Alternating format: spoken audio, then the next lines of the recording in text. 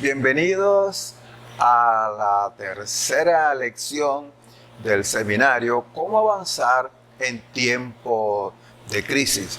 Hoy vamos a considerar transformar el dolor y el sufrimiento en impulsores para avanzar en tiempo de crisis. Y el objetivo está relacionado con ese contenido.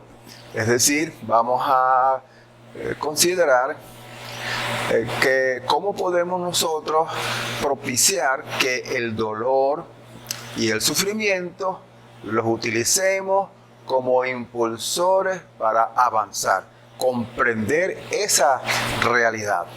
Bien, ya que vamos a hablar del dolor, entonces consideremos la realidad de esta circunstancia humana. Tenemos que entender entonces que el dolor es una realidad que se percibe en la condición humana. Tenemos una idea de lo que es el dolor porque lo hemos experimentado en carne propia. Desde que nacemos prácticamente estamos enfrentando y superando distintas circunstancias que producen dolor, sufrimiento y lo hemos superado. El hecho de que estemos aquí, tú y yo, significa que hemos superado muchas de estas circunstancias y hemos avanzado. Y estamos aquí y seguiremos avanzando. De manera que muchas de las cosas que vamos a comentar en este seminario, en este diálogo, en esta actividad, va a ser recordar algunas de las cosas que ya tú sabes y que por experiencia las has vivido. Bueno, para tener una idea sobre el dolor, vamos a tomar en cuenta la naturaleza humana. Como tú sabes, hemos venido hablando que tenemos la dimensión biológica, la dimensión psicológica y la dimensión espiritual. Bueno, en esas tres áreas de la condición humana se producen dolores. Hay dolor físico, que tú sabes pues que es una sensación de malestar que produce el sistema nervioso para alertar que algo no está funcionando bien en tu organismo. Desde el punto de vista afectivo, emocional, entonces el dolor es esa sensación desagradable que experimentas cuando tienes una frustración, cuando estás deprimido, cuando estás ansioso. Esa es una de estas emociones, pues, que se producen, que nos causan cierto malestar. Y desde el punto de vista espiritual, bueno, ya sabes lo que es el dolor que se produce cuando se transgrede una norma. Es lo que denominamos pecado. Y se procesa como culpa. Bien, la idea interesante de todo esto es que el dolor y el sufrimiento están asociados, como tú sabes. Pero ambos no son enfermedades, no son trastornos, sino que son síntomas. Por ejemplo, el sufrimiento lo ocasiona el dolor. Pero el dolor no es una enfermedad, el dolor es una consecuencia de algo que lo causa. Por ejemplo, si tú tienes un dolor de cabeza, eso te produce sufrimiento. Ahora, ¿cómo puedes quitar el sufrimiento? Eliminando el dolor. Pero ¿cómo puedes eliminar el dolor? Bueno, tomas un analgésico, pero no estás resolviendo la situación. Tienes que ir al origen, a la causa, y entonces cuando tratas la causa, estás resolviendo el problema, como decíamos, de fondo. Entonces, si tú quitas la causa, eliminas el dolor y también eliminas el sufrimiento. Esta es una ecuación que nosotros tenemos que manejar. Entonces, si estamos sufriendo, bueno, entonces tenemos que tratar el sufrimiento como una consecuencia del dolor. Algo te duele y por eso sufre. Entonces, ¿cómo podemos hacer para eliminar el sufrimiento? Atacar el dolor. Entonces, cuando se resuelve lo que está causando el dolor, pues entonces ya tienes la solución y puedes dejar de sufrir. Como dice aquí, usted recuerda, para de sufrir. Tú paras de sufrir cuando controlas el dolor, y el dolor se controla cuando eliminas la causa que lo produce. Bien, entonces cuando estamos considerando esto del dolor y cómo se procesa, entonces sabes pues que hay muchas manifestaciones del dolor. Aquí no podemos nosotros trabajar todas estas, formas como se expresa el dolor, cómo puedes tú controlar el dolor, sino que vamos a trabajar algunas generalidades que permitan, por ejemplo, darte una idea de cómo enfrentar cualquier tipo de dolor. Tenemos que decir, cuando hablamos de cómo superar el dolor y el sufrimiento, cómo podemos enfrentarlo, qué herramientas, qué técnicas podemos utilizar, es que tú tienes algunas, tú las conoces. Vamos a imaginar, visualiza una circunstancia, un momento, recuerda un momento en que pasaste por un dolor muy intenso. Viviste una situación muy dolorosa. ¿Qué hiciste para superar ese dolor? Bueno, tú tienes los recursos, tú tienes las herramientas para enfrentar esa circunstancia y avanzar. Lo has venido haciendo. Es probable que lo que tú hayas hecho es esto tan sencillo como es lo siguiente. Aceptas el dolor como algo normal, como algo natural. Entonces, cuando se acepta el dolor como algo natural, entonces, ¿qué es lo que tenemos que hacer? Buscar la causa del dolor. Busca qué es lo que está originando ese dolor y luego tú lo procesas para que lo puedas resolver. Entonces aquí viene lo siguiente. Es probable que la causa del dolor tú la puedas resolver y asunto resuelto, valga la redundancia. Y si no, entonces busca la forma de que alguien te pueda auxiliar, ayudar, apoyar para resolver ese dolor. Y si acaso entiendes que la causa de ese dolor no tiene remedio, entonces tienes que asimilarlo. Como es el caso, por ejemplo, de la pérdida de un ser querido. Pues ya en este caso tienes que asimilarlo y superarlo. Ya hablaremos sobre cómo podemos hacer en este caso. Bueno, en general eso es lo que tú has venido haciendo para enfrentar el dolor. Vamos en este momento a darnos una idea de cómo podemos enfrentar uno de esos dolores que son los más complejos, los más difíciles, los más intensos y que causan mucho malestar, como es la pérdida de un ser amado. ¿Cómo podemos hacer nosotros para procesar la pérdida de un ser amado? Bueno, la Biblia tiene algunas respuestas. Yo siempre te he dicho, la Biblia tiene la respuesta, siempre tiene la respuesta. ¿Cómo podemos hacer nosotros para enfrentar la difícil circunstancia de la pérdida de un ser amado? Bueno, mira lo que dice la Biblia. En primer lugar, que la muerte, aunque no nos agrada, sin embargo la muerte es un proceso natural de la condición humana y que fue establecido por Dios con propósitos bien específicos que más tarde te lo voy a comentar. Entonces, cuando uno lee en el Génesis, capítulo 3, ese capítulo habla sobre lo que ocurrió, ¿te acuerdas? La caída y cómo fue que el hombre perdió aquella situación ideal en que vivía y entonces comenzó el dolor y el sufrimiento. Bueno, cuando ellos cometieron aquel acto de desobediencia, Dios se les presentó y comienza entonces a hablarle de las consecuencias de aquel hecho que cometieron. Todo tiene una consecuencia. Entonces Dios le dijo así a la parejita que estaba delante de él y le estaba hablando en el capítulo 3 de Génesis, versículo 19.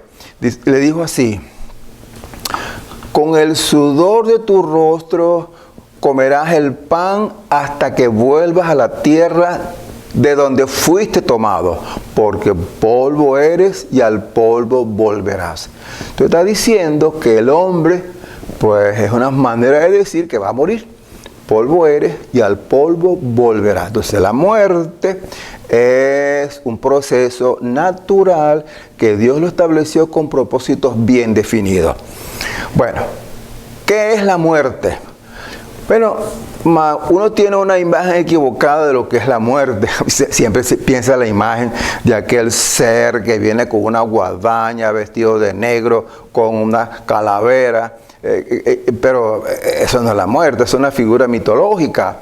La muerte, los médicos que me están oyendo aquí y que conocen mejor que yo sobre esto, saben que sencilla la muerte es la cesación de los procesos biológicos, de la homeostasis, y se detiene y entonces la persona, pues, como decimos, fallece. Pero ¿qué es lo que ocurre? Mire lo que dice en Eclesiastés 12:7.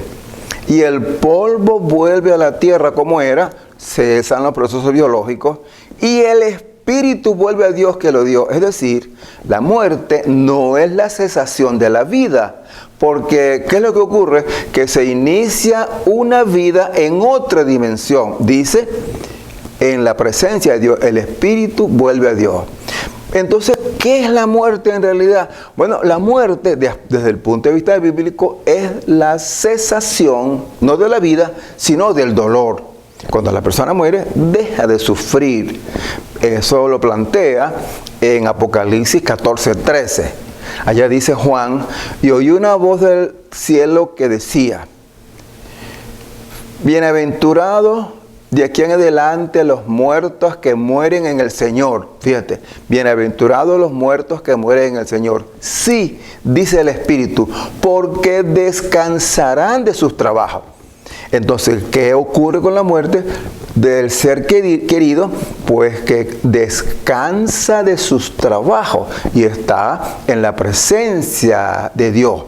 Eso es lo que plantea Jesucristo allá en Juan 14, del 1 al 6, que dice, no se turbe vuestro corazón, creéis en Dios, creéis también en mí, en la casa de mi Padre muchas moradas hay. Si así no fuera, yo se los hubiera dicho. Voy pues a preparar lugar para vosotros, para que donde yo estoy, vosotros también estéis. Es decir, Jesucristo fue a preparar lugar para que sus hijos vayan a morar con Él, vayan a vivir con Él.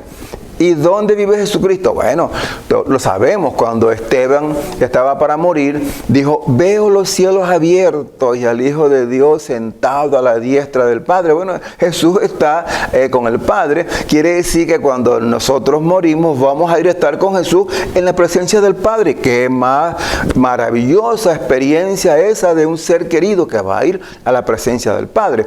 Ahora, si tú pudieses asomarte por una ventanita y ver cómo es la vida en el cielo, te asombraría.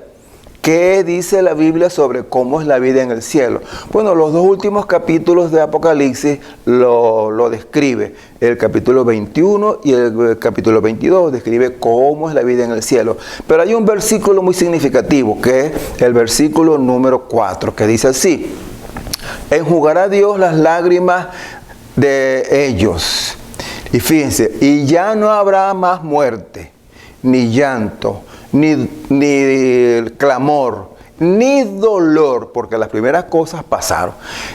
¿Cómo se vive en el cielo? Dice, no hay llanto, no hay dolor, no hay sufrimiento, no hay muerte.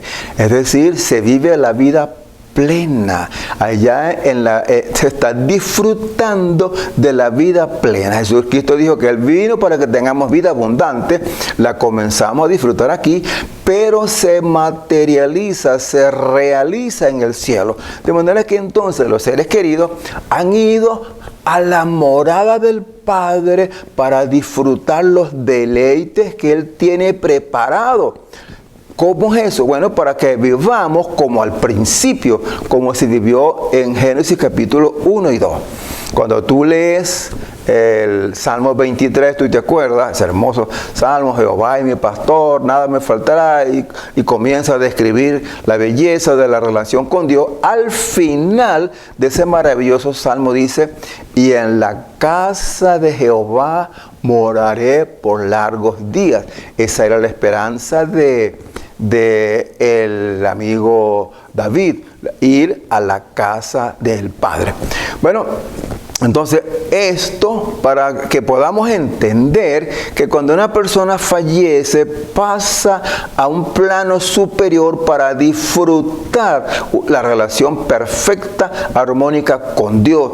Y esperar, esto es algo maravilloso, es lo que llaman el estado intermedio, esperar aquel momento glorioso cuando Jesucristo regrese y entonces los muertos en Cristo van a resucitar. Esto es lo que plantea Pablo allá en su carta a los tesalonicenses, en la primera carta, en el capítulo 4, de los versículos 13 en adelante. Pablo decía, pues, por tanto, no quiero que ustedes se desesperen, sufran como aquellos que no tienen esperanza, porque sabemos que si Cristo resucitó, Dios también va a resucitar a los que durmieron en Él.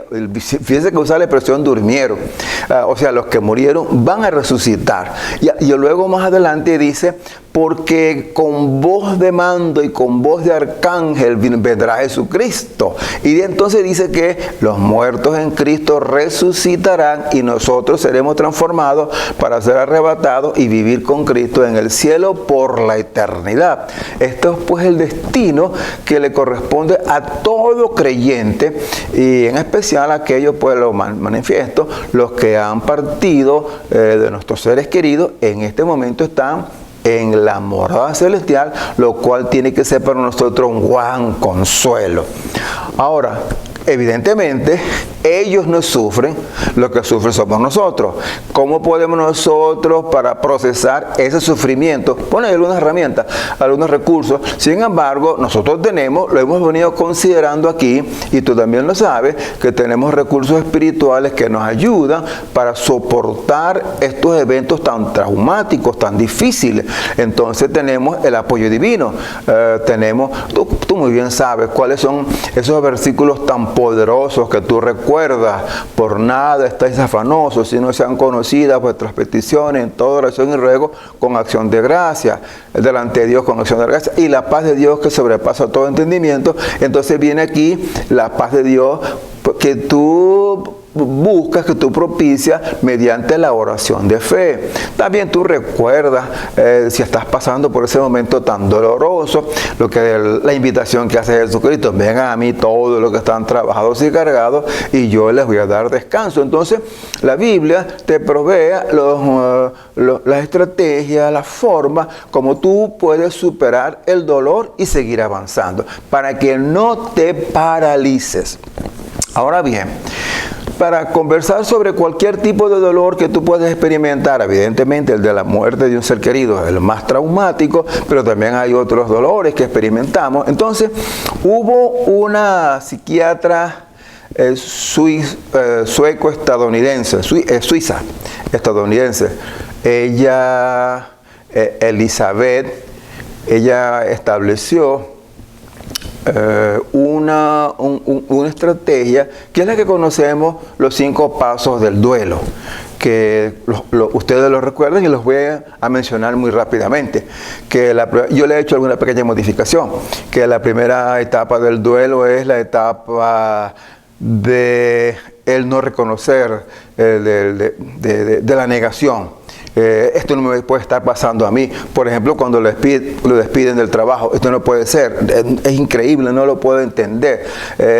Bueno, le dicen que tiene una enfermedad muy grave, esto es imposible, como la muerte de un ser querido. Bueno, la primera etapa pues es de sorpresa y de negación, no puede ser, no puede estar ocurriendo a mí. La segunda etapa, de acuerdo con lo que dice esta psicóloga, esta psiquiatra, es la etapa entonces del enojo. Ella le llama ira, yo le llamo el enojo. Entonces la gente se siente enojada por lo que ocurrió. Esa es la siguiente etapa del proceso de duelo. Entonces, si lo despidieron del trabajo, se siente enojado contra el jefe porque lo botó. O si hubo una ruptura amorosa, se siente enojado con la otra persona. Incluso en la muerte de un ser querido, el enojo se muestra algunas veces en enojo contra Dios. ¿Cómo es posible que Dios, un Dios de amor, permita que este siervo pueda morir, que este hijo de Dios? Bueno, son reacciones naturales de la condición humana que Dios lo entiende. Bueno, después de pasar esta etapa del enojo, entonces viene la etapa de la tristeza. La persona se siente triste, se siente deprimida, se siente con dolor, sabes, conoce lo que tú lo has vivido, esta experiencia, y de repente puede llegar a la depresión, pudiera también llegar hasta esos extremos. Entonces la gente se siente desmotivada, no quiere nada, a veces ni le provoca bañarse, sino que está todo el tiempo ahí en la cama o aislado. Eso me acuerdo con la psiquiatra y también tal vez tú también lo has vivido. La siguiente etapa es la etapa de la negociación. Entonces tú ya racionalmente estás comprendiendo lo que ocurre y entonces comienzas a racionalizar y a buscar explicaciones y también a buscar alternativas de solución. Porque por ejemplo, si tienes una enfermedad muy grave, ¿qué haces tú? No te quedas paralizado llorando. Busca entonces la manera de buscar el tratamiento para resolver la enfermedad. O si te despidieron del trabajo, entonces busca una alternativa de solución para resolver esa pérdida del trabajo y superar el duelo. Y si es el de un ser querido, pues también procesa la situación de la manera como nosotros hemos, como cristianos, aprendido a superar esta circunstancia. Y finalmente, la etapa de la aceptación. Entonces, la etapa de la calma, la etapa de vivir, ya lo ha aceptado, entonces vive en paz. Lo que puede ocurrir es una cierta melancolía por aquello que ocurrió. En esta etapa va a pasar algo parecido como me pasó a mí en un proceso de duelo. No lo puedes ver aquí, pero por ejemplo, en este dedo, no lo puedes ver quizá, pero aquí tengo una cicatriz. No sé si la puedes percibir. ¿Qué fue lo que ocurrió? Hace años, en mi casa, estaba llegando del trabajo y entonces abrí la puerta, la fui a cerrar y el viento la empujó muy fuerte y yo traté de detenerla, pero ¿qué va? La brisa era muy fuerte y me agarró el dedo aquí y me levantó la yema del dedo, esto que está aquí, quedó guindando. Entonces, se puede ir más. Al principio no duele, pero después comienza aquel dolor intenso. Fui al médico, me dijo, no te voy a poner punto porque es peligroso, me colocó allí un adhesivo, etcétera, y me lo curó y bueno. Al principio, este dedo era el que todo me dolía todo. Si agarraba un vaso me dolía, todo el dedo me dolía. Pero ¿qué pasó al paso del tiempo? Llegó el momento maravilloso. Se sanó el dedo y no me duele más. Quedó solamente la cicatriz. Y me acuerdo cuando me tocó aquí, recuerdo que aquí tenía yo un duelo, un dolor, pero ya no lo tengo. ¿Por qué? Porque cicatrizó y está curado. Y entonces cuando tengo un estudio como este, lo pongo como ejemplo. Entonces ya el dolor está disipado, lo pude superar y queda solamente el recuerdo. Así pasa también con dolores del alma, que también son heridas fuertes que se procesan, se cicatrizan y luego entonces pues queda solo el recuerdo melancólico o el recuerdo de algo que pasó pero ya no te duele. Entonces has superado y puedes seguir avanzando. Bueno, como sabes, el problema de la pandemia ha exacerbado situaciones que producen duelo. Tú lo sabes. Uno oye pues de tantas personas que han fallecido producto de esta pandemia, entonces hay que procesar el duelo como hemos mencionado. También hay personas que de repente la empresa donde trabajaba quebró y lo despidieron porque hubo reducción de personal o simplemente también lo despidieron del trabajo. ¿Qué puede hacer ante esta circunstancia tan dolorosa de la pérdida del trabajo? Bueno, pues tienes muchas alternativas. En lugar de quedarte paralizado, llorando, lamentándote y cuestionando que por qué te votaron, no, lo que tienes que hacer es utilizar la creatividad y entonces ese viejo proyecto que tenías, pues ponerlo en acción y de repente convertirte en un microempresario y a avanzar en ese proyecto que tantas veces lo pospusiste porque estabas trabajando.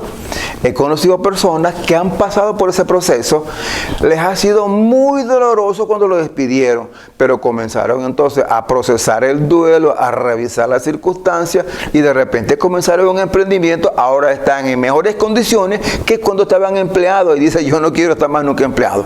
Ya aprendieron entonces una estrategia, pero aquella estrategia de prosperidad vino producto de una situación imprevista y dolorosa. Lo botaron del trabajo, pero se convirtió en algo positivo. ¿Se acuerdan lo que decía Pablo? Y lo mencionamos en la otra sesión pasada. A los que ellos aman, todo es para bien. De repente te botan el trabajo y es para bien porque luego puedes prosperar.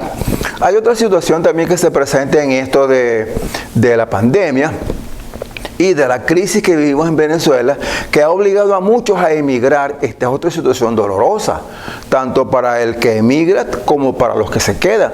¿Cómo podemos hacer para superar esta circunstancia del duelo en las personas que emigran? Por ejemplo, bueno, tiene que utilizar la lógica, tiene que utilizar el razonamiento que Dios le ha dado, la inteligencia, la sabiduría, el conocimiento. ¿Se acuerdan cuando hablamos de los recursos que Dios nos ha dado para utilizarlos en los momentos críticos? Bueno, en esos momentos es que vale tu inteligencia, tu creatividad, tus conocimientos, pero sobre todo hay que aprender a emigrar. Bueno, porque tu caso no es como el caso de Abraham. Abraham era un inmigrante que llega por todas partes y vino de Ur de los Caldeos a Berseba, y de allí lo mandaron a Canaán, y él andaba con todas sus posesiones y pertenencias, y él iba montaba su carpa y vivía felizmente. Pero no es el caso de muchos que emigran y van a otros lugares. ¿Qué hay que hacer entonces en estas circunstancias? Bueno, hay una frase que la propuso, si mal no recuerdo, Jerónimo. Él dijo lo siguiente: si vas a Roma, vive como romano. ¿Qué le parece? Si vas a Roma, vive como romano. Ese estaba refiriendo en la época del cristianismo, cuando Roma estaba impregnada por la fe cristiana. Entonces decía, si vas a Roma, vive como cristiano. Bueno, vive como romano. Entonces hago esta aplicación para decirte, si vas al país donde estás, pues tienes que adaptarte al país donde estás. Porque entonces si tú estás vas a aquel país a emigrar y entonces estás denigrando de aquel país, no te gusta nada, esa comida no me gusta esto, no me gustan las personas, no me gusta el trato. Imagínate, pues, el país a donde tú vas no se va a adaptar a ti. Tú tienes que adaptarte al país donde tú vas para que puedas entonces superar el duelo que te produce el emigrar. Tienes que aprender a emigrar. No puedes irte de aquí pensando que como aquí eres gerente, vas a ser gerente a donde vas a ir. O que si tú eres un empresario, o que si tú eres un ejecutivo, o que si tú eres un ingeniero, vas a llegar allá con todos los beneficios que tenías aquí en Venezuela. No, allá posiblemente vas a comenzar de cero y tienes que asimilarte a las circunstancias que estás viviendo.